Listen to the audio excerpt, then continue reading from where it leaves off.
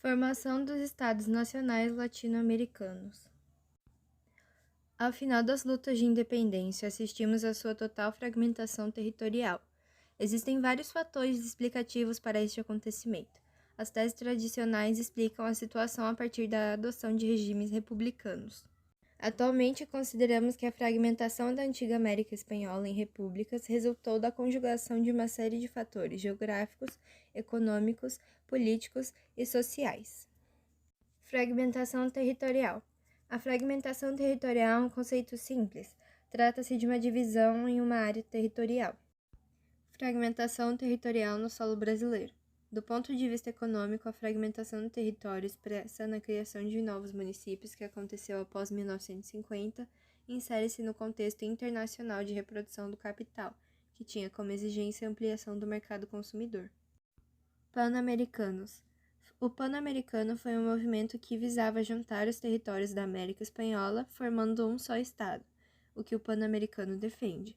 Os dois lados do pan-americanismo, doutrina que defende a união ou aliança política de todos os países da América, ou cooperação das nações entre si, em todos os assuntos da natureza política ou econômica. O caudilismo. O surgimento do caudilismo se dá no quarto processo de independência das antigas colônias espanholas, marcadas pelas disputas de poder que acabaram por gerar a instabilidade política.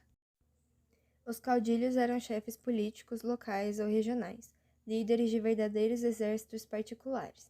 Na época, os estados ainda não haviam organizado exércitos próprios, na sua maioria grandes proprietários rurais, cuja autoridade pessoal era forte junto às camadas populares.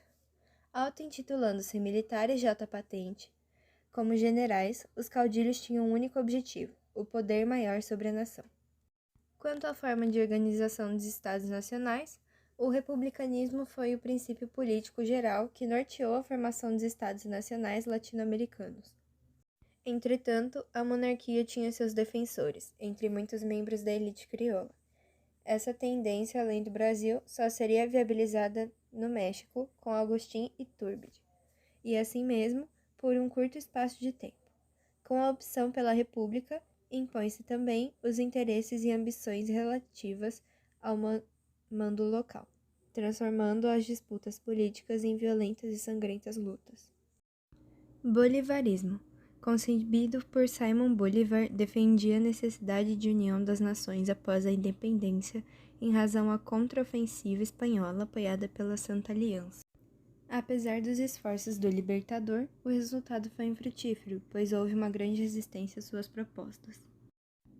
O monroísmo expressa a visão norte-americana de solidariedade e baseia no predomínio dos Estados Unidos sobre os demais países americanos. Concluindo a independência da América Espanhola, as especificidades das emancipações das colônias espanholas na América estão associadas ao processo de fragmentação territorial hispano-americana. Todavia, existem alguns elementos comuns nas lutas pela independência dos novos países. Um deles, a constituição de seus ornamentos políticos, caracteriza pela alternância de ambientes liberais e conservadores. Liberais versus elite conservadora. Os projetos revolucionários de ideias nacionalistas e anti-imperialistas encontraram resistência no que se chama de conservadorismo tradicionalista. Pode-se dizer, portanto, que mesmo existindo sistemas constitucionais formalmente estabelecidos, na prática a situação era outra. Percebe-se claramente a permanência de instituições e tradições coloniais mesmo após a emancipação das colônias.